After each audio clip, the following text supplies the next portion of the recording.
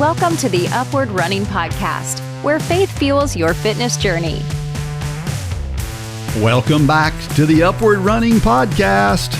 This is your one stop each week to be motivated and inspired to get off the couch and onto the running trail where you can, in turn, inspire others to do the same. Let's learn, laugh, and leap into running together, giving God the glory for what we are able to do in His name. Amen. Well, I am your running host, Dean Thompson, coming to you once again from the Upward Sports Studio.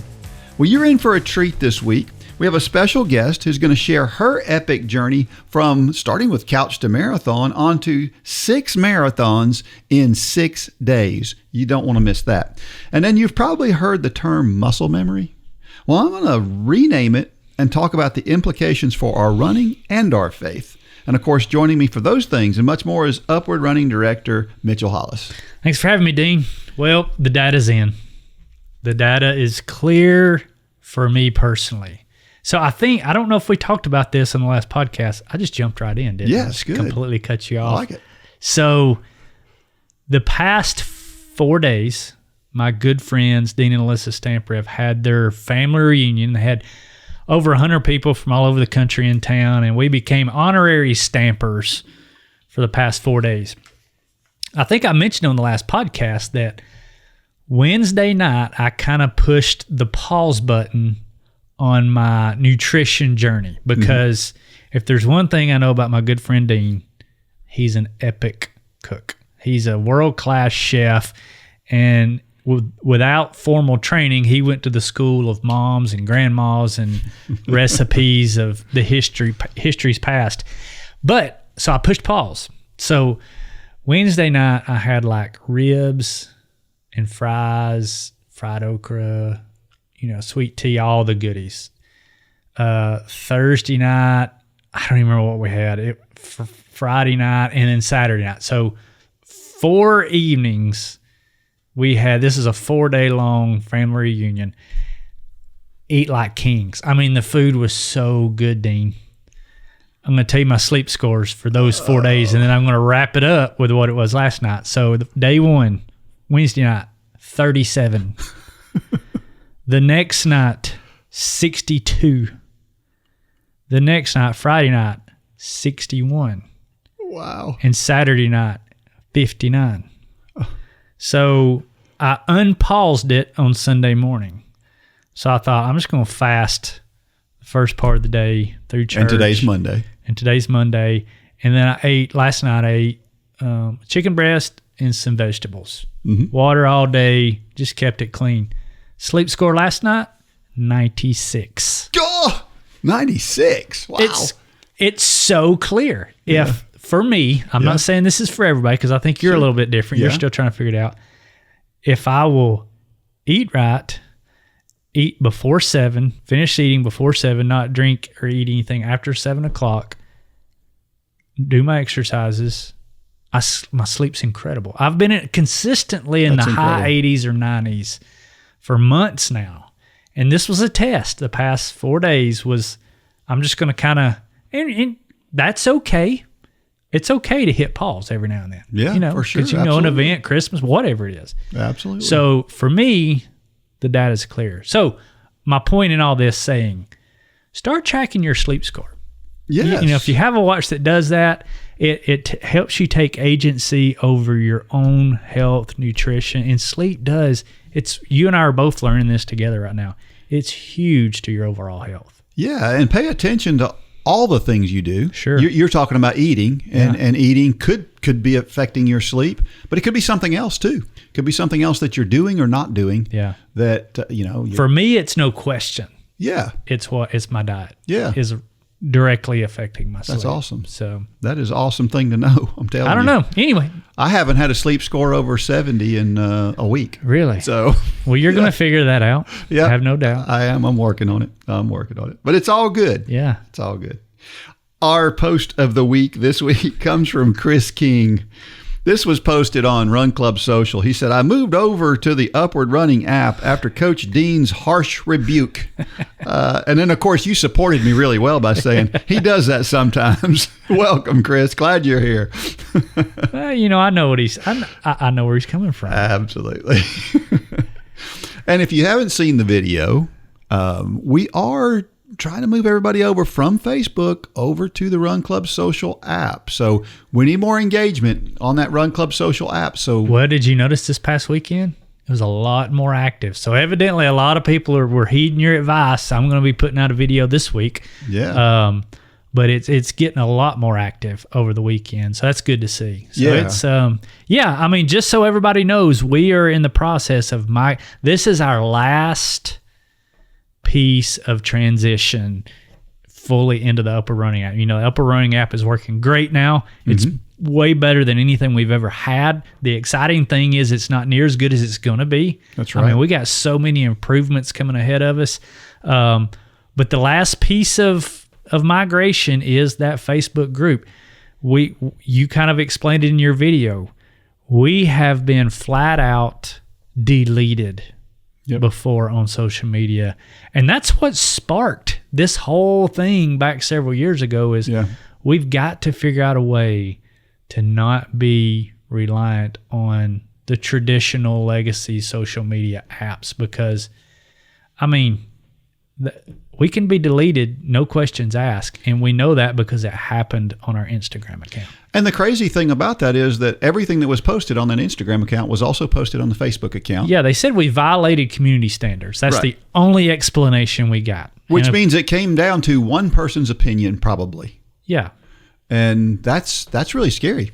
It is. Because, And so with the Upward Running app, it's built in-house. We manage it in-house. And, obviously the whole app could get banned from... That's not going to happen. As far as the social content of what people are saying, we fully have it protected now. We don't have to worry about that. Yes. So if you're not on the Upward Running app, go download it today. It's $9. It's 27 cents a day. Yep. $9.97 a month or $98 per year.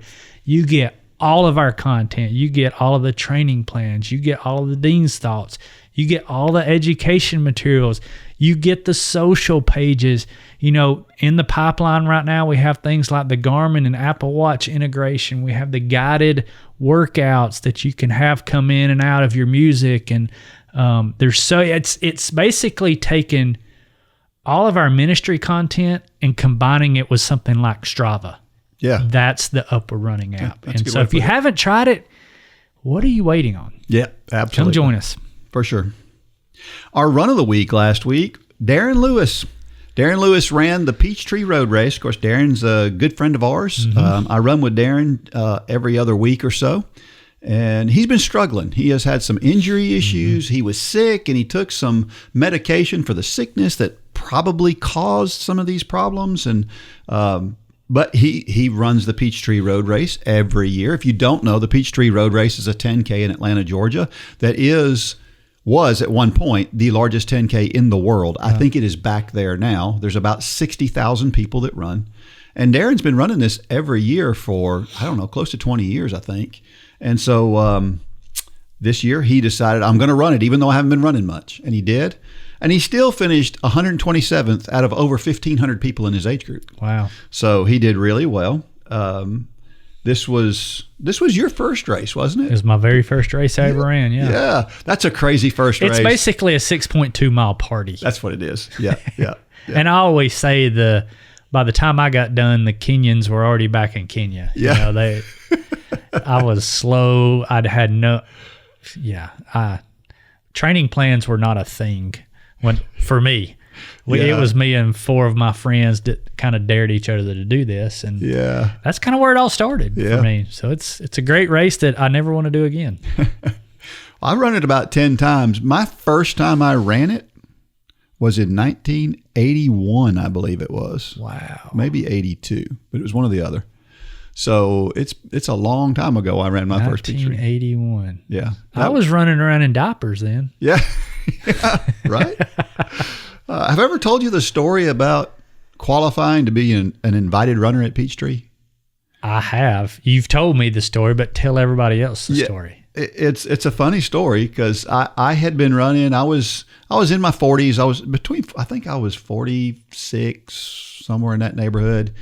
And I wanted to be, I saw their results for masters runners, and I was in the ballpark of being able to run with those guys. Maybe not the first 2 or 3 guys, but maybe the next 3 or 4. And I thought I had an opportunity to possibly place in the top 5, which is prize money at Peachtree. So I know that they have invited runners. A lot of these guys, they invite there. And so I thought, what the heck? I'll email them and I'll ask them, can I be an invited runner for a Masters runner? And so I did. And the lady responded by, I had run a 34:37 that year was my time. And so I sent that in and she said, it's not quite fast enough. We need for you to run faster than 34:10. So I'm 27 seconds off. And I'm like, man, so close. But anyway, I thought, okay, all right, well, there's a challenge. And so in March, I went, and she said, if you run under 34:10 between now and Peachtree, let me know. We'll get you in. And so I'm like, that's my determination. I want to run under 34:10. So I go to Rome, Georgia, to Berry College, nice, flat, fast 10K. And I get out there and I run a 10K, and I'm executing my race perfectly. I need to run a little under 5:30 pace, and I'm hitting every mile right where I need to be. And I get to 5 miles, I'm right on the edge. And I get to 6 miles. I've got a quarter mile left to go at 6 miles. And I look at my watch and I realize, holy smokes, this is going to be close. And it's uphill that last quarter mile. And so I'm thinking, I've got to get it. And I just reached down and I dug for all that I could. And I went into, got close to the line. And as I'm getting close to the line, I'm looking at the clock. And just before I hit the line, the clock turned to 34:10.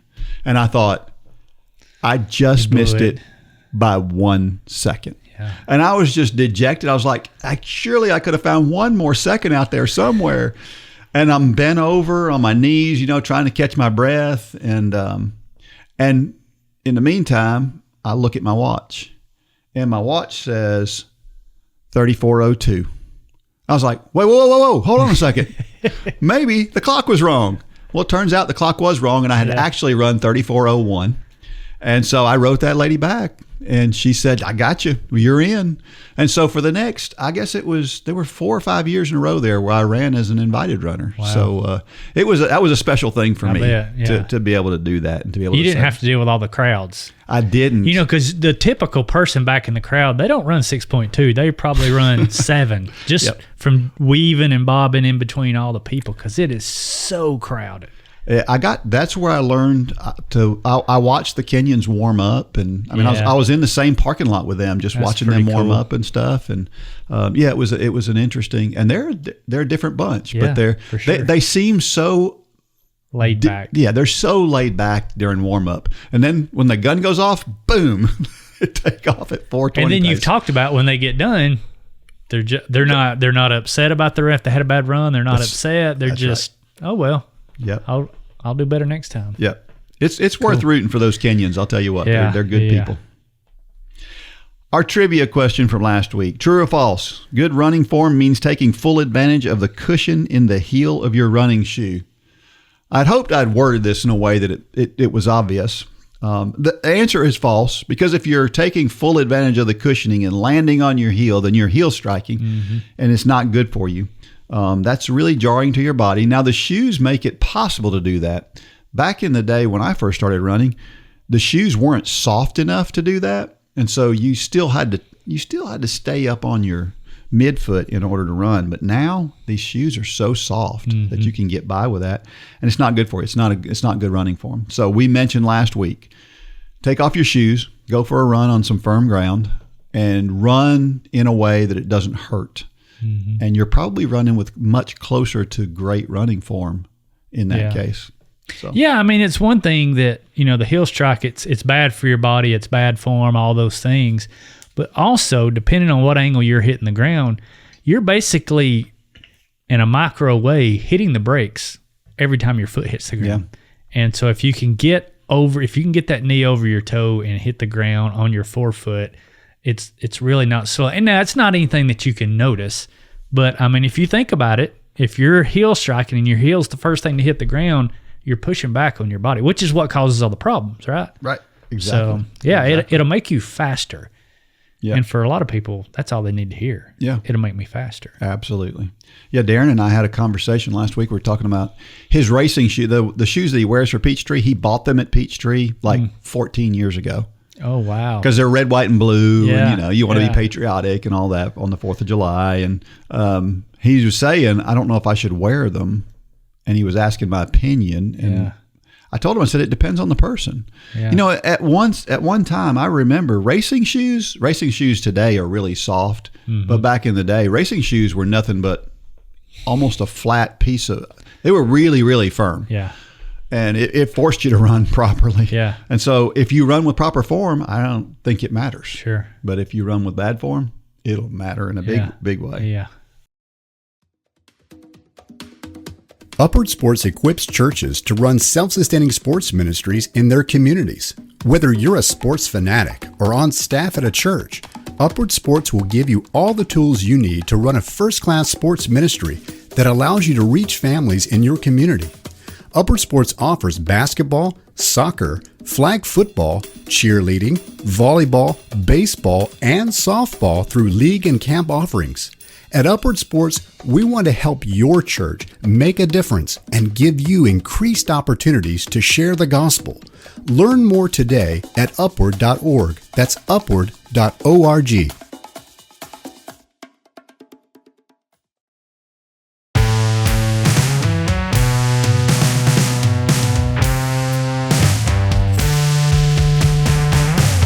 All right, so we're doing something different this week. Yeah. We're still looking for stories, so if you haven't submitted your story and you've got one, please submit your story because we need some stories. This week, what I did was I reached out to somebody about their story because I just happened to be on Strava and just kind of scrolling through, seeing what people are doing in our run club group. Mm-hmm. And I saw this lady who was running over 20 miles, about 25 miles every day for like 6 days in a row. I was like, what in the world is going on here? Yeah. And so this is a pretty cool story. So what I did was I got on Microsoft Teams. We had a little get together and talk about what she was doing, how she got to that point. She started out with the Couch to Marathon. And she started out before that, but she got more serious about it in Couch to Marathon.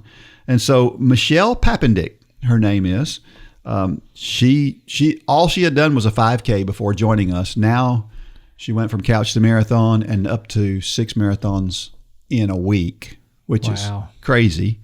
But you're going to have 3 opportunities next year to do the Couch to Marathon, right? Exactly. So October, January, and sometime in April. We haven't finalized the third one yet. But by the time this goes out, you will be able to sign up for Couch to Marathon Cannonball and Couch to Marathon Big Beach, which is October and January.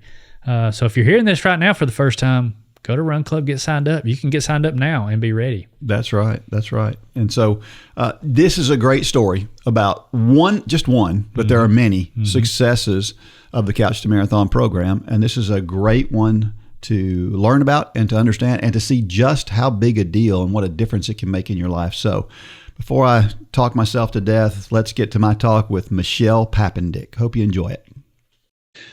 Well, welcome everybody to something different. We've never tried this before, but I've thought about it 100 times and I've never done it. But I was on Strava and I'm looking through Strava and I like to scroll through there and just see how people are doing. And I noticed this crazy lady was running like a marathon every day. And I'm thinking, what in the world is she doing? And so finally I decided, well, I need to reach out to her and find out what's going on. So welcome everybody, Michelle Papendick. She is the one who decided to do this crazy thing, which we'll get to here in a little bit. But how are you, Michelle? Doing good. How are you? Man, I'm so good I can't hardly stand myself. That's good. That's good, right? I appreciate you being willing to talk about your experience, and I'm sure that a lot of people will love to hear about that. But before we get to that, tell us about yourself, your family, where you live, what you do, all that personal stuff so people can get an idea on who you are. Yep. So I'm a wife. I'm a mom of 3 grown boys who are kind of going in and out of the house now. I live outside of the Des Moines, Iowa area and work as a controller for Grinnell Mutual Reinsurance Company. So also now an avid runner. Love running. And you became an avid runner through our stuff, right? Yeah, I found the joy of running through what was Run for God and now Upward Running. Yeah. So, but you were running some before that, correct? That's correct. I did a lot of 5Ks, charity walks, nothing major before then. I did have a 20K experience that was pretty negative. I had to kind of stop running midway due to my knee just giving out. And from there decided I was no longer a distance runner. I said, I will just throw the distance shoes up and I will just stick with 5Ks and that will be the life that I live. And so Wow. that was my thing. And then how did you get hooked up with Run for God and that whole situation? Yeah, so I found the Run for God Club in 2016. I first saw Mitchell Hollis's story about how he was all consumed with running. And I thought, oh my gosh, that was me, but not necessarily with running. It was just with life, with work. And now we needed to turn that over to God. And we needed to find the glory in God in those avenues and in what we do. So from there, I was hooked. I got the books, the devotionals, read all the things, and started following the 5K plan, which I thought was pretty cool. Yeah. And then at some point you joined the Couch to Marathon program, right? Right. The marathon was always on my bucket list to do.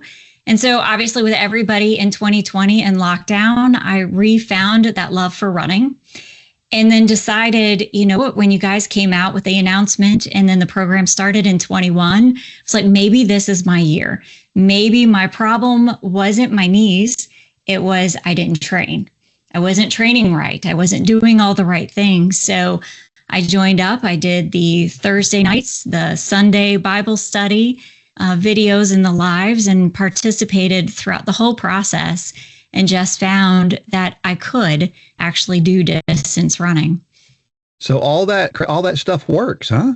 It works. It really works. Well, I'm proof. I've not just one time, but 2. That's good. That's good to hear. So, and that first time that you went through that and got involved and you did all the things and followed the whole program really closely, and then tell us about that first marathon. Yeah, so the first marathon was the Walt Disney World. And unfortunately, with the timing of that, as I was actually was becoming controller of the company at that time, and I could not leave in January to go participate. So I actually did that marathon on my treadmill. So while everybody else was running in Walt Disney, I was on my treadmill running with you. So you got up early and ran at the same time? The same time. So when the marathon started in Florida, I got up and I'm an hour earlier and started running then. So that's like 5 a.m. your time. Yes, it was very early.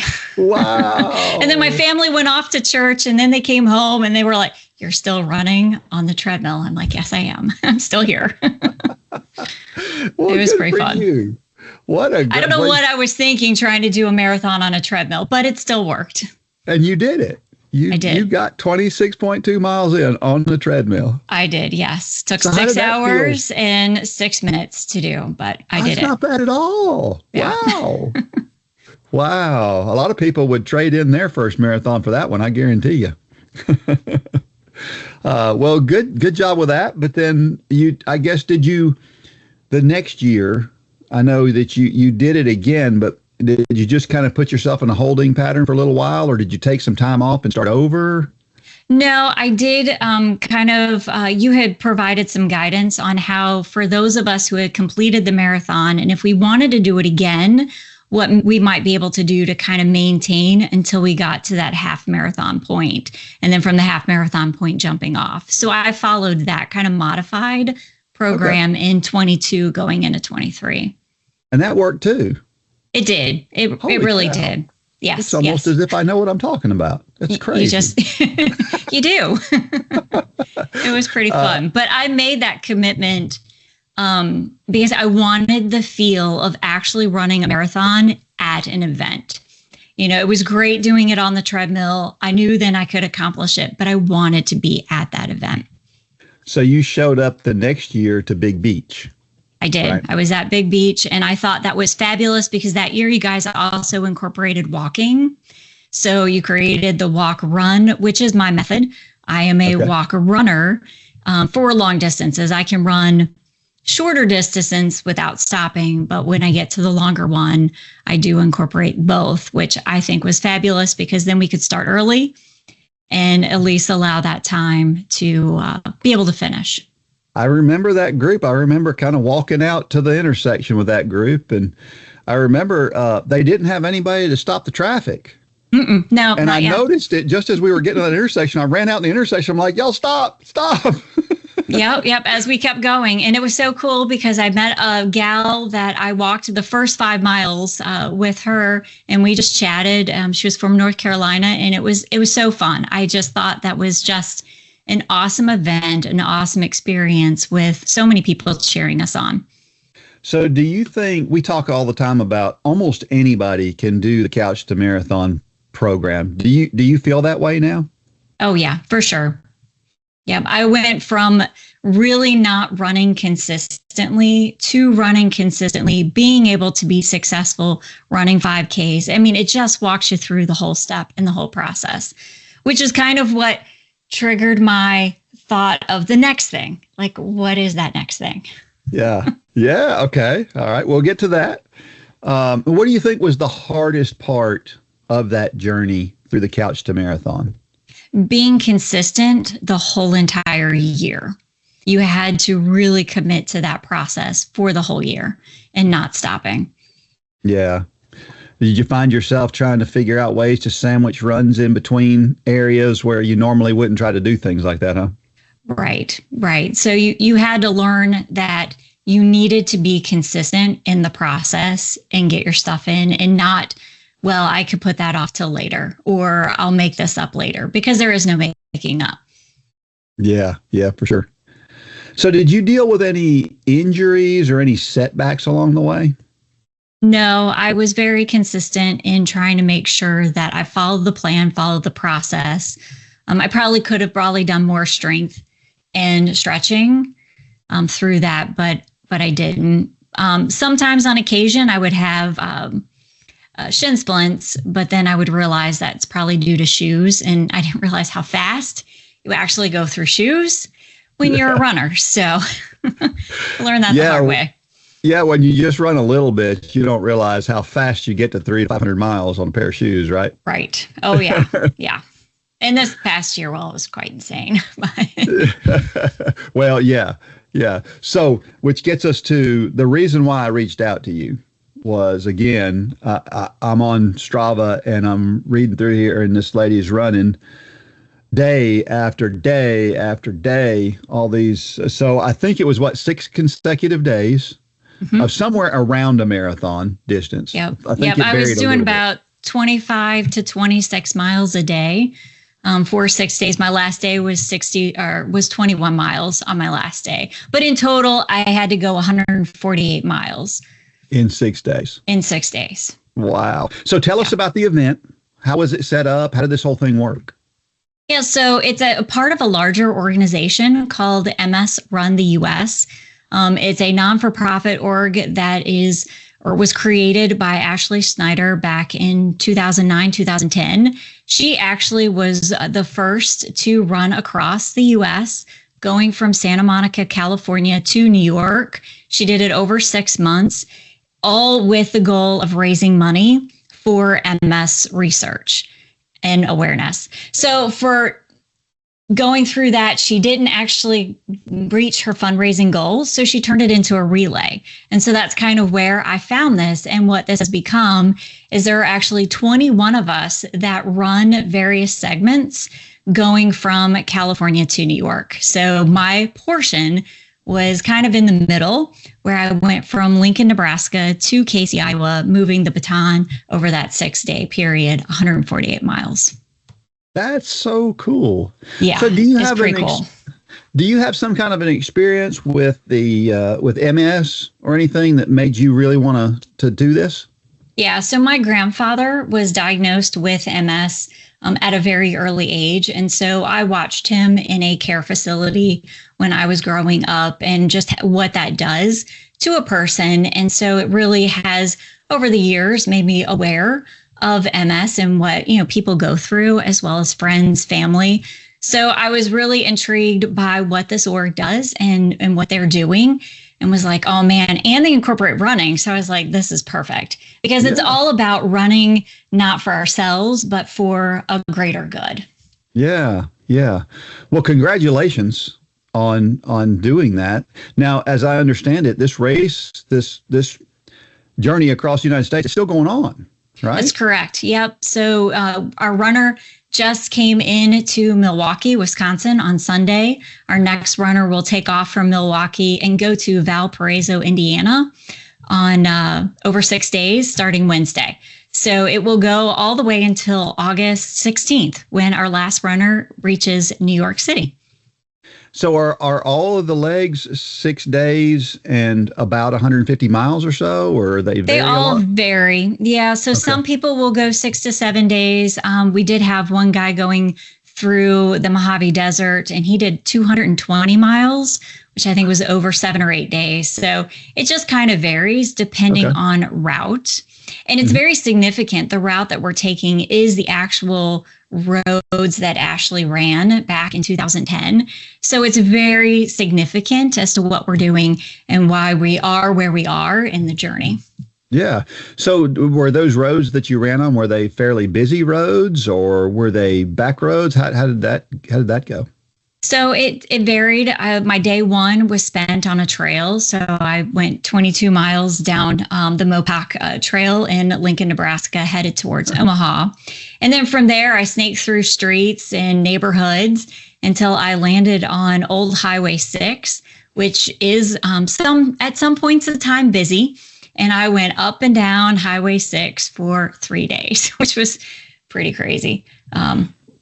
I think if I recall, I think I wrote a Dean's Thoughts story called Highway 6 about when they built that road. Was that the road they built that road like in 1 day originally? It might have been. Yeah. I'm pretty sure it was. So that's interesting that all that comes together like that. It does. God works in great ways. Yes, he does. Yes, he does. So, okay. So I guess people can still you can donate to this cause, correct? That is correct. Yes. So we have a fundraising page out on MS Run the US, and I'm out there under Donate to a Runner. Plus, we have several other runners. So one of the parts that we're asked as a runner is to raise a minimum of $10,000. So we do have some people who are still looking to try to fill their bucket. So it'd be great if people wanted to donate. Yeah. So if you're out there and you feel like this is a good cause, then MS USA. Is that what you said? MSRuntheus.org. MS Run the US. Okay. Mm-hmm. All right. Yeah. Well, very good. Very good. So what do you think was the hardest part about trying to run basically a marathon a day for a week? What's the hardest part about it? The hardest part was not necessarily the running aspect of it. So the great part is I knew if I followed a plan, I would be successful. So the organization does a fabulous job. They give you the plan, they give you the nutrition, they give you the support while you're on the road. They provide everything. You just go out there, run, and that's it. So when I got out there, the hard part was the heat and the humidity. I could not train in heat and humidity. I'm from Iowa. At that particular point in time, we had only had 2 hot days, and they were nowhere near as hot as the first day of my run, where we got the heat wave with, I think the feels like was like 100, 102 throughout the days. And I was just like, oh my gosh, I was like, I'm going to go out and do 30 miles. And I got out there and I'm like, okay, we're going to go to 25. we're stopping. I am not front loading. I can't go this far in this heat. And that I thought was the hard part was the temperature and just getting my body regulated. By day 4, I was regulated, but day 1, it's not. You're not acclimated yet. It takes a couple of weeks of running in that stuff every day to get acclimated. Yeah. Wow. It was rough. I bet it was, but you made it through. I did. And it's interesting because for me, when I got to that point in time, about 4 to 5 miles at the end of every day, I would put on worship music, and you were literally out in the middle of nowhere. So you could sing at the top of your lungs. You could raise your hands and praise God that, you know what, I might be hot, I might be warm, I might be, hurting to try to get through this, but he's going to carry me through. And it would be so fabulous to just sing out those last 5 miles every day. Amen. That's pretty awesome. Mm-hmm. So was there anything that surprised you other than the heat, obviously? Was there anything else that surprised you about doing this? I think what surprised me the most, I went into it with no expectation of, I don't know how I'm going to feel. I don't know how my body is going to react. I know I can run a marathon, but I don't know if I can I've never done an ultra, never went that distance. I don't know if I can do every single day.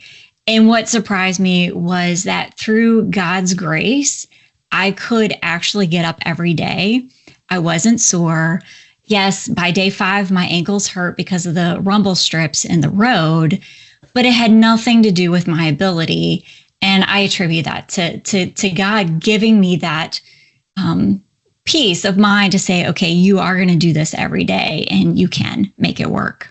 That's awesome. And that's what surprised me the most. Yeah. So would you do it again?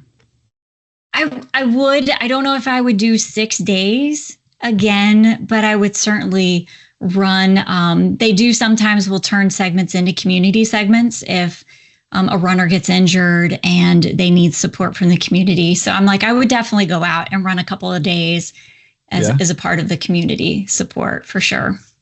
That's pretty cool. That's pretty cool. What a cool race, and what a great concept too. What a big undertaking to put all that together that's a big deal.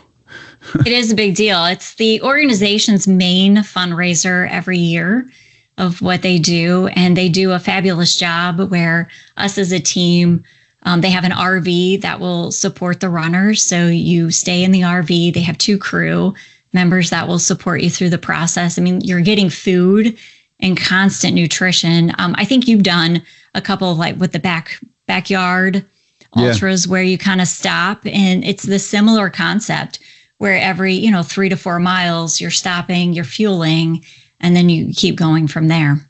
Well, that helped a lot with that heat, having that kind of support.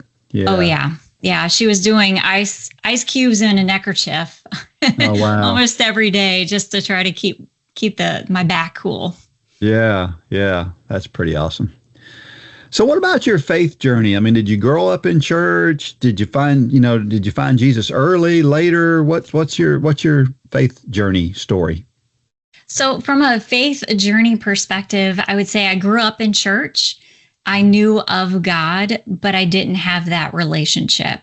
And so as I left home and went to college, I was really searching for, what does this whole thing mean? And I came across a church back east and got connected in with them. And from there found you needed to have the relationship with Jesus and talking with him. And I think that is really when I truly found and was saved. And from there got baptized. And started to grow from there. And you were what age at that point? Oh, I was probably 21, 22. Okay. That sounds familiar. You've got a great home church now. What's your favorite thing about your? We've moved around, so I'm no longer in Virginia, so in Iowa. And recently, we just switched over to a new church where I used to. Our old church, I was a part of the worship team and singing and doing all the good stuff. But we found, as I get older in life, I need something more from a sermon and a service. So we found a church that has expository type teaching, where they just break down segments and verses of the Bible each week. And I really enjoy that aspect. And while I want to get involved in the church, MS Run the US came out, and I spent a lot of time running and training. So I haven't had a chance to get involved yet, but I'm looking forward to getting involved in the church now that my running has come down a bit. Yeah. But you're back to running. Did you take some time off, or? I took about a week, 2 weeks off, and now I'm working with the MS Run the US trainer to how do I become marathon ready, because I don't want to lose. I put in at the beginning of the year up until the point I ran, I've done 870 miles. Wow. So I've put in a lot of time to create a base, and I don't want to lose it. Yeah. So she's helping me figure out how to become marathon ready if I just want to. It's crazy to think about if I just want to go out and run a marathon. Well, I'll be ready. It's a great time for marathons. Yeah, for sure. I think I'm going to do the Richmond marathon in November. I've heard good things about it. Yeah. So when you mentioned the singing, are there other areas of your church you like to get involved in? I can't. The only thing I can do musically is play the radio. Other than, so I'm very jealous. But do you work with kids, or what do you enjoy doing? So I enjoy participating in the women's ministries and their Bible studies and their programs like that. And I still. Even though I was running, our community here has a community Bible study. So it's a group of ladies that meet throughout the school year each Tuesday night. And so I still participated in that. But my church's Bible studies on Thursdays, and I couldn't do both. So I'm looking forward to rejoining the Bible studies there. Yeah, I bet. So do you have a favorite Bible verse?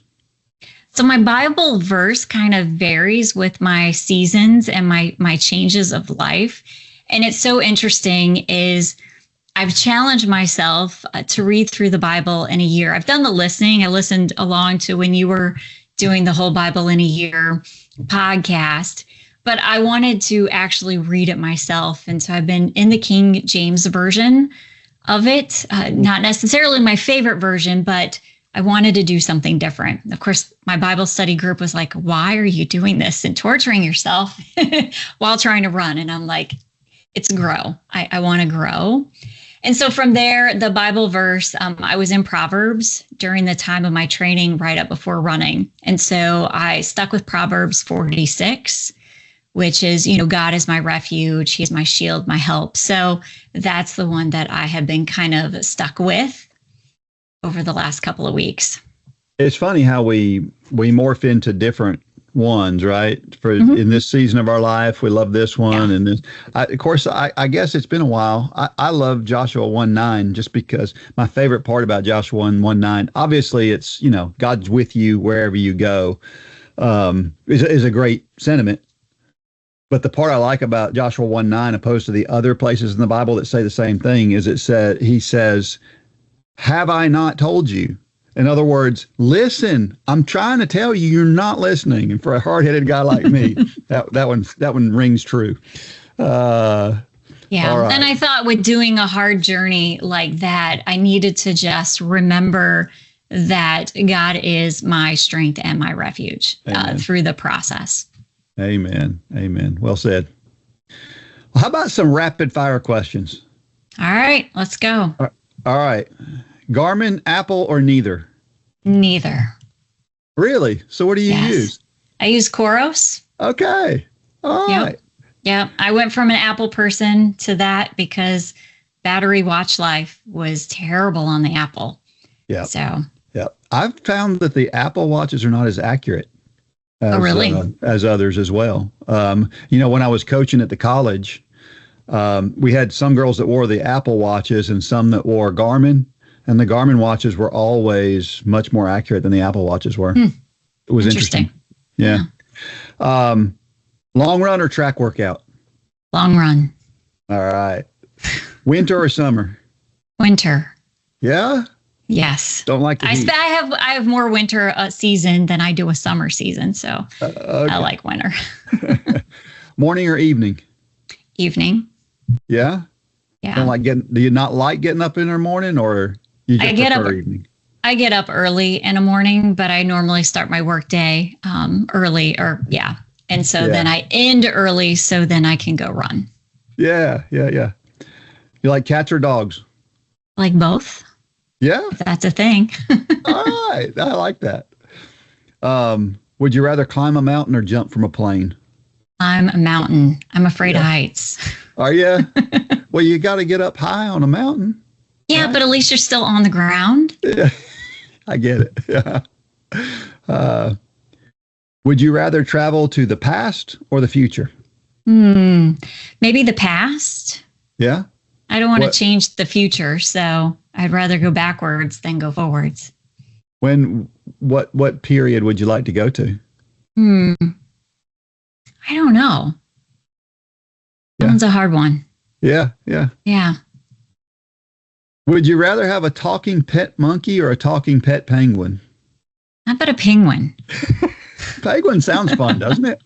It does. They waddle and they're cute. Yeah. Dinosaur or dragon? Dinosaur. Yeah, I agree. I don't want to, fire breathing dragon just might cause some damage. Yeah, just anything that has fire at all seems scary to me. Right. If you were a vegetable, what would you be? A carrot. A carrot? Why a carrot? Yes, because it's good for your eyesight and it's orange. I was going to say, you're wearing orange right now. Yes. Yeah.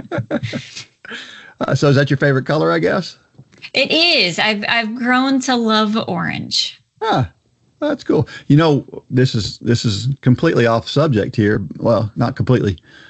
When I was a kid, my father loved the color orange. Oh, really? All the houses all the walls in our house were painted orange, and my mother hated it. But we painted our walls orange anyway. So that's when I I don't mind orange, but he really liked orange for some reason. So I would love to paint at least one room orange, but I've been told no.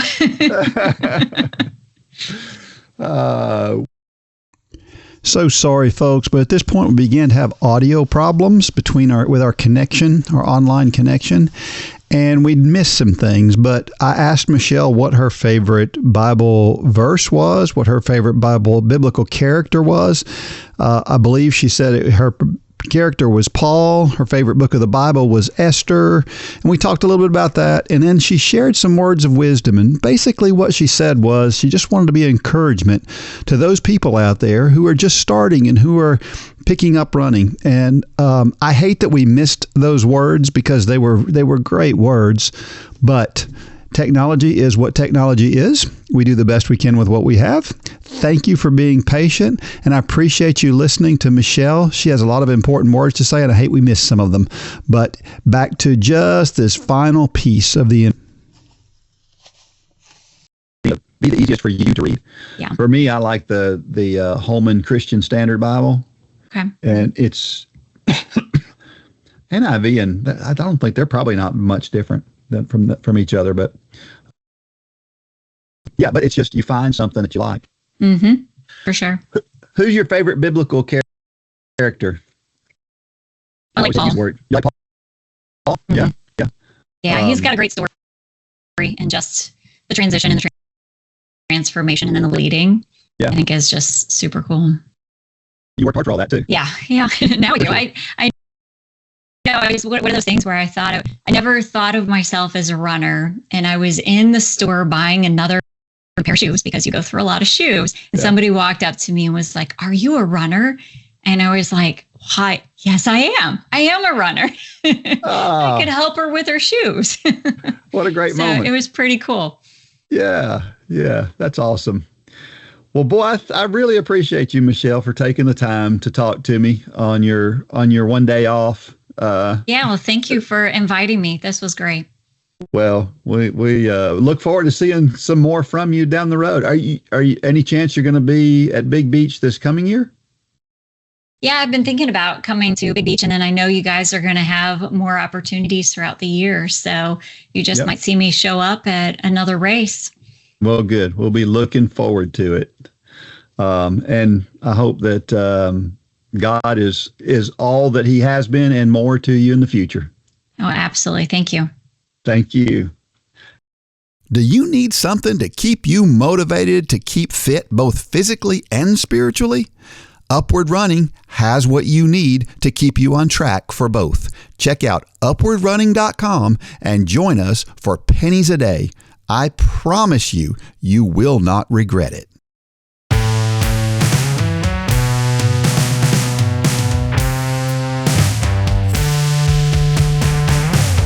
And that's Michelle's story. What a great story. Yeah. So this week, I found this article from Canadian Running. It says, "Want to run faster? Change where you look." Never really thought about this, but it's an interesting idea. It says, "Keep your eyes on the prize, and you might be surprised how much faster you can run." It goes on to say, "You probably don't need a new pair of carbon-plated shoes or a fancy lactate threshold test to run faster or in a race or a workout," according to a new study published by the Personality and Social Psychology Bulletin. "Simply changing where you look while you run may help you push harder and finish faster. Here's what you need to know." It says, stop scanning the scenery. What they found out was that if you will focus ahead of yourself onto a single section or a thing, you focus better when you run. The idea is simple. To do that, what we tend to do, though, is we tend to put our head on a swivel and we're looking around. Now, that's okay to do a lot of times, and it's fun to do that a lot of times. But if what you're trying to do is you're trying to perform and run faster, run harder, run better, then focusing on one spot where you're going makes a difference and makes you run faster.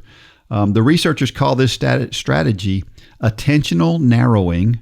And in their test, runners who used it consistently ran faster and spent more time working at a higher heart rate than those told to take in the wider view. In short, less sightseeing results in better performance. And of course, this says not just for the elites, but they're doing it too. And it talked about how they find that faster athletes do this. That is 100% true. The good news is that this is a learned skill. So whether you're gunning for a PB or just trying to survive your next tempo run, narrowing your focus is something you can start practicing today. It isn't tunnel vision. It's more like a form of mental pacing, an intentional way to regulate your effort without overthinking splits or form. They also spent more time with their heart rate above their baseline. So this also allowed people just to run harder to the point where they got their heart rate up higher. And it says the takeaway, focusing your eyes on one spot instead of scanning your surroundings might be more powerful than it sounds. It's a low effort, no cost way to push a little harder when things get tough. Next time you're grinding through a tough interval or closing in on the finish line, try locking your gaze ahead and you might be surprised what your legs still have left. So do you fully agree with that? I do, 100%. Yeah, but I find this to be contradictory. I'll tell you what I mean by that. We know that the studies show that people who listen to music when they run, elite athletes tend to run slower when they listen to music, but non-elites tend to run faster when they listen to music because they're distracted. The distraction helps them. That was going to be my point, is I think it depends on who you are. Yeah. Because a good example. But this is claiming that it's everybody. Yeah, I don't know if I agree with that. I think I'm one that now maybe not in a race scenario, but a good example. Just this past couple of weeks, a good friend of mine who we we just haven't talked in years. He's the guy I trained with for Ironman. And you've heard me talk about it. We would wind up killing each other on our rides because, it's just whatever reason. But we've started rucking together. He rucks, and we went to dinner one night and we were like, oh, let's head out. So he and I got out and started rucking together, and what we saw was we both did faster paces, not even thinking about it. We didn't set out to do this, but we both did faster paces when we were together because of the distraction. Rucking, it's by the end of it, it kind of gets horrible. I mean, it's just a grind at the end. Yeah. We used to see this with Landon and Andrew. Yeah. If you'll remember when they were younger. Mm-hmm. So I think for the top level echelon elite runners, I fully agree with this. For everybody else, I don't know that I agree with it. Here's where I think the study is a little flawed. I think when they told these runners to focus on one spot, that was their distraction, was to focus on one spot. Yeah. You know what I mean? Yeah. And so I don't know that there wouldn't be a law. So their focus wasn't on the pain, just like having somebody to run with takes your focus off the pain. Exactly. Because the pain, the elite runners, Ryan Hall said it best. Mm-hmm. He's a professional pain manager. That's right. Elite runners have learned how to manage that pain, where most everyone else, they need to distract from that pain. And this is hard for me to understand because I'm one of those who needs to focus on it. Yeah. I have to focus on it. And so much so that I can remember running in races where maybe I'm running a 5K and I go through the first mile and I see the mile marker on the side of the road and I want to know what my split time is. And I flip my watch over to look at my split time and I don't see it. I don't catch it fast enough. Do I look again? No, I can't be distracted by that. I can't be worrying about that. Sure. You know what I mean? And that's just the way I've always been. Yeah. And I guess that's why, my wife tells me I need to pay more attention to stuff going on around me. I guess that's why I don't. That's a personality thing. It's not but I love the competition and stuff. And I guess I want to focus on that. So it's hard for me to understand how distraction can help you. Yeah. Yeah, I think this is one of those topics where if you ask 10 different people, you're going to get 10 different answers. Yeah, you may be right. You may be right. Well, this study shows that, so take it for what it's worth. Maybe that helps you, maybe it doesn't, but you have the information now. I mean, because the thing about these studies is the study that I just quoted at the outset of this podcast was food directly affects your sleep, 100%. Mm-hmm. That's 100% true for me. But it doesn't affect your sleep. Yeah. So I think it's highly personal. Yeah. But I get their point. If you look at 100 people, the majority leans one way. Makes sense. Well, it's a time for Dean's Thoughts, and that's a time when I share something I've written about the intersection between running and faith. Well, how about learning some weird things about frogs? Oh, and what we call muscle memory. This is called fixed action behavior. I have had many people ask me, why run 16 miles at a time to get ready for a race that is only 10K? It's a fair question from someone who is unfamiliar with training methods. So why do we run so many miles to get ready for a race that is shorter than the mileage we're running? Well, there are a few reasons, but I want to focus on just one of them today. We run what we call over distance to imprint neurological patterns on muscles. Some people refer to it as muscle memory. That's a weird phrase, isn't it? Muscles don't have brains and therefore do not have memories. Maybe a better term would be fixed action behavior. We're trying to get our muscles to feel that running is what they are supposed to do. I heard a story recently about a man who would hold fishing hooks out in front of a frog. As he moved the hook closer to the frog would lash out and swallow the hook. In the same way, if you roll BBs towards a frog, they'll lap them up. Why? Do the frogs like hooks and BBs? Well, of course not. They have created a fixed action behavior, or muscle memory if you prefer, to respond to anything that might be a fly as if it is a fly. When we run, we're imprinting on our muscles the notion that the reaction to the last perfectly executed step is another perfectly executed step. That's a good thing, and we need to do a lot of it, but it can be taken too far. If we have a significant injury, for example, we don't want to automatically react with another step. If we are really dehydrated and feeling dizzy, we want our fixed action behavior to be one that stops and drinks some water. So our fixed action behaviors are situational. In other words, we have agency and discernment. We have this same tension in our spiritual life. God gives us free will to do and think what we choose, but at the same time He gives us free will, He also wants us to choose to do His will. In a more micro sense, we pray and study our Bible to create in us a fixed action behavior to do what God wants us to do. So our reaction to, let's say, someone using foul language is to be upset about those words. And if it's our kids using that foul language, we react in a corrective way.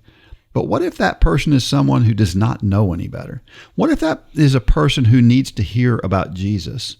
Should we react the same way we do when we correct our children? In most cases, I'd say no. Why? Well, for the same reason we don't keep running when we're dehydrated. We don't keep running because the situation dictates that we stop. We don't admonish the person who knows no better the same way we do our kids because we want to find an opportunity to tell them about Jesus so they can understand why foul language is a bad thing.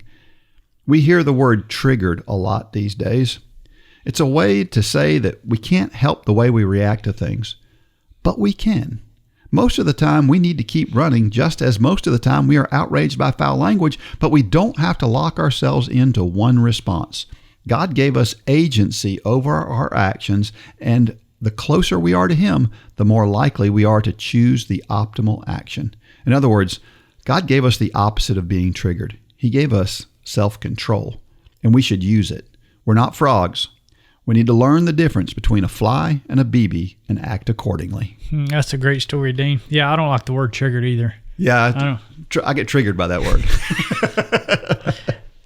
Yeah, I mean, it just means a lack of accountability to me when you hear that. It's because usually triggered means it's followed by something that person did that was they're trying to excuse because they were triggered. And I've done it. Sure. I've completely excused I call it passion when I get worked up and angered about something. Yeah, I'm passionate about it. Right. That's why. What's wrong with passion? You know? Yeah. But it's not right. No. Yeah. Let's start with this neurological point. This idea of neurologically imprinting what we do is so important. Mm-hmm. When you see somebody with poor running form, but they run really well, the reason they run so well is because they've done it so much that neurological imprinting has made them more efficient at something that for most of us would not be efficient. But it also makes you more efficient. Every time you take a step, your body micro adjusts to every step to try to make you more efficient as you go. And so this neurological imprinting is the reason why you see these professional runners run 120 miles a week to do the mile run. There's a reason for it, and that's one of them. There are others, like the mitochondrial density, and I understand if you're out there and you're going, there's way more reasons than that. I get it. Yeah. I know that. Well, I mean, it's the whole reason behind fixed action behaviors. The whole reason behind Malcolm Gladwell's 10,000 hours. Yep. You do something for 10,000 hours, you have a fixed action behavior on whatever that thing is. That's right. You become a master of it. His book, Blink, is an even better example of that. I haven't read that one. Yeah, you need to read that one. Yeah. Same kind of thing. It's an automatic reaction to things because we've practiced, we've studied, we understand, and we have this automatic response to things. And the whole idea is we want to have the right reaction to whatever it is. And sometimes it takes a lot of practice to have the right reaction. When we have an injury, I was just telling you, you invited me over to come rucking with you guys, and I thought about doing it, but then when I woke up, my knee was hurting, and I thought, I don't need to do that, because I'm afraid that may be what started my knee hurting to begin with, and so I'm like, nah, I'm not. Don't blame it on the rucking, Dean. Whatever it is, I didn't want to do anything out of the ordinary, and so that's my reaction. Sure, and it's probably a good reaction. Yeah. So in this, with our spiritual life, we have these automatic reactions to people that disagree with us. They're so negative so often, and that's not where we should be. It's just absolutely not. And I want to be better at that than I am. To this day, still, when we get triggered. We hear that thing that we don't agree with, and we can feel our blood pressure go up, right? Yeah. And we want to react to it. And a lot of times we don't react to it, but we can still feel it. Yeah. And I want there to be a point in time where I don't feel it, because my automatic response is not that negative thing. Now, there are some things that, like when somebody says something that is anti-biblical, let's just say, I'm gonna have a response inside of me that's not positive. Mm-hmm. Now, how that manifests itself can be different. Like I said in here, for that person that doesn't know any better, you don't want the next thing to come out of your mouth to be, well, shame on you. Sure. Right. Yeah. But it's a hard thing to control for sure. So I want to try to work on that myself. I think we all could work on that. Have you always wanted to read through the entire Bible but never found the time to do it? Well, let me do it for you. Sign up for the self-paced Bible in a Year challenge and start listening today. Every day, I read a few chapters from the Bible and give you helpful tips and encouraging quotes. You must be an Upward Running member for access to this exciting challenge. So if you're not a member, sign up today and get started. If you are a member, what are you waiting for?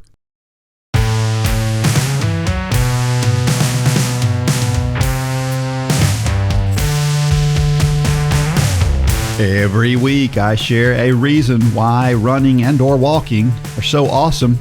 Well, it's one of the things that I find interesting about running and or walking is that we seem to make friends all over the world, all over the country at least. Is there another sport where that happens? I'm curious. I know triathlon it happens, but triathletes are runners. Yeah, it's almost the same thing. An endurance sport. But do football players, do they develop friendships in another state? Probably not. It's just, I feel like it's pretty unique to runners. Now, I'm sure there's some other sports and there are clubs and things that people get involved with, but it primarily falls under the endurance umbrella. Yeah. I go back to what Dave Jones with Emma's Good said years ago that stuck out to me. He said there's a special bond formed between people who suffer together. Yeah. And that's what we do in endurance sports, right? It's we become good at suffering. And when you do it with other people, he's right. There's a special bond formed there. Absolutely. And it can be people across the political aisle. It can be people in different denominations. It really can bring people together, and that creates an incredible opportunity, just like you were just talking about, to have people that talk different from us, that believe different from us. That is something that ties us together and gives us the opportunity to share the love of Christ. Yeah. It's good stuff. It's one of the unique things about running and or walking. This comes from Study Finds. Hot baths supercharge heart immune system better than saunas. There's been a lot of talk over the last couple of years about saunas. Yeah. And there's two different types of saunas. There's the infrared sauna and I can't remember the names of them, right. But there's two different types of saunas. But they're saying that just a hot bath is actually better than the saunas. And the saunas are expensive. Yeah. Unless you've got one in your house, which most people don't. Yeah. It's a really expensive thing to do, to go to a sauna. And they're saying just fill up your bathtub with hot water and you'll get more benefit from it. Yeah, it makes sense. You're well, I guess for sauna, I guess to me it's kind of splitting hairs. I've had a built-in steam shower as part of my shower for years, even in our other house. If you want to get warm in the winter, there's no better way to do it than that. But I've tested it before. I've gotten there with my watch on. This is how geeky I am about some of this stuff. And if I stand in there, it'll get up to 140 degrees, 130 degrees. And if you stay in there for 8 minutes, my heart rate will get up in the 160s. Really? Yeah. Wow. And it's almost unbearable. And you talk about putting you to sleep. That is a great nighttime sleep aid. I bet. But yeah, it's almost like you're getting the cardiovascular work. Now, it shouldn't replace running, walking, anything like that. And it won't. And it's, the whole, I don't understand the science behind it. I understand the concept of detoxifying really, because in there you're sweating just like crazy. I mean, I don't know how much weight you would lose in just a few minutes. I'm sure it's a pound or two. Yeah.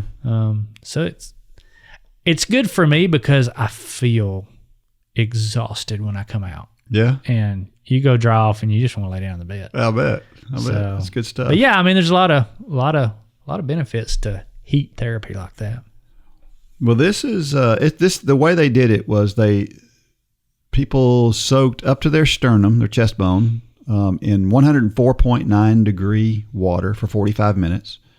The traditional sauna session involves 3 10-minute rounds of 176 degrees, though the actual temperature measured was 151, which is interesting because you're getting into a sauna and you think it's 176 degrees, but it's only 150 degrees. Now, only. It's still, it's really warm, but it tells you that you're not even doing what you think you're doing. Yeah. In a lot of cases. The 5-minute breaks between sessions, between the way they did this is apparently standard. That's the way they do it.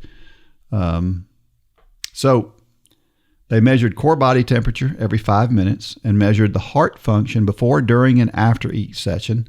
They also collected blood samples to examine inflammatory markers, and they found out that only the hot water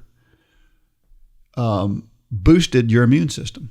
That the other two had no effect on your immune system, but the hot water boosted your immune system even. That's very interesting because, I mean, who doesn't want their immune system boosted? Right. So pretty cool study. Again, it was a relatively limited study. It was all young people. Yeah. And it was only, I think, 20 people. So it wasn't a huge study. But it's an interesting one because so many people are convinced that they've got to get to the spa to get in their sauna sessions, and maybe you can do that a lot simpler at home. Yeah. I'm trying to think if I take a hot bath.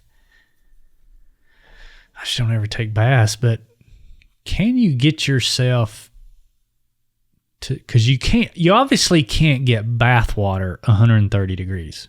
You'll cook yourself. Yeah. I mean, 105. I mean, the highest setting on a hot water heater is like in the 140s, 150, something like that. Yeah. But I wonder if the case for a sauna, steam shower, is that you can get it so much hotter and a much quicker sweat. Because I don't know that I've ever sweated from sitting in a tub. Yeah. Well, I have. Have you? Oh, yeah. Yeah, I do an Epsom salt bath fairly regularly. I guess I'm thinking hot tub. Hot tub you can. Yeah, I mean, hot tub you can. But it's still 105 in a hot tub is cooking. It's hot. Yeah. Yeah. Yeah. So, I don't know. Yeah. I guess the point is, whatever you feel like is therapeutic to you, chances are it's therapeutic to you. Yeah. Yeah. Try different things. Yeah. Find I mean, out some what you people think like is best. socks. Some people like compression socks. Some people like ice baths. Some people like heat therapy. Whatever it is, and all of those things, there is a huge placebo effect. Yep. If you think it's good for you, it's good for you. Amen. It's a good way to look at it. Well, here's a question that I didn't know the answer to until I looked it up. You know, we talked last week about how no woman has ever broken 4 minutes in a mile when we were talking about Faith Kipyegon, who, by the way, this past weekend broke the world record in the 1,500 meters again. Wow, really? And I don't know, I didn't put this in our notes because it hadn't happened when I wrote these notes, but the 5K for women was broken this weekend, 13:58. First woman under 14 minutes. Wow. Yep. So, yeah, it's great. So, I wonder if she was using AI for her training. And there were 3 women together going into the last lap. Really? To run that Wow. fast. That's pretty impressive, isn't it? So it was a 5K on the track. Yes. Wow. Yeah. So good job.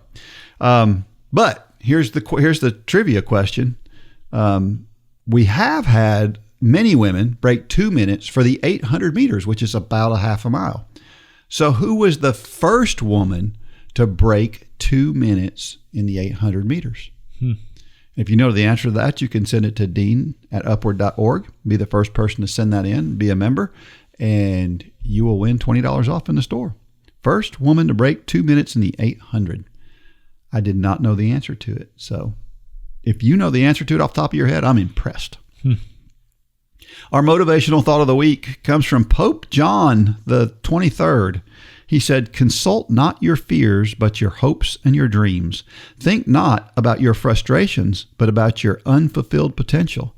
Concern yourself not with what you tried and failed in, but with what is still possible for you to do. That's pretty good, isn't it? Yeah, for sure. So much depends on how we look at things. And if we'll stay on the positive side, I was talking to somebody yesterday about how on Sunday afternoons, I go run after church on Sunday afternoons, and it's always hot during the summertime.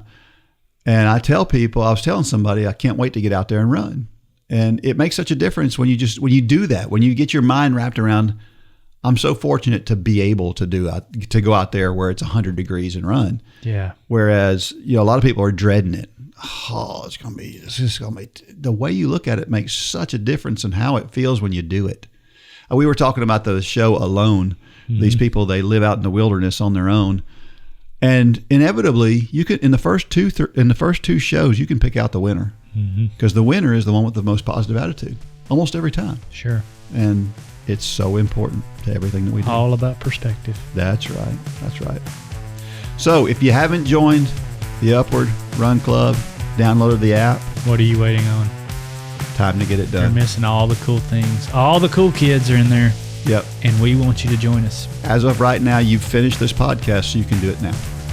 Yeah. Yep. And if you're at this point in the podcast, you're plugged into what we're doing. That's right. But if you're not part of the Run Club app, you're not fully plugged in. That's right. So get in. So I'm not going to reprimand you like Dean would, but I'm gonna urge you to go join. And until next week, may God bless every step of every run in or walk. Go out there and shine your light. Good job, Dean.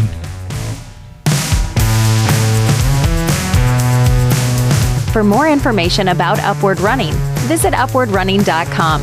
If you have questions about your salvation, click on the Peace with God tab. There is nothing more important. Thanks for joining us today.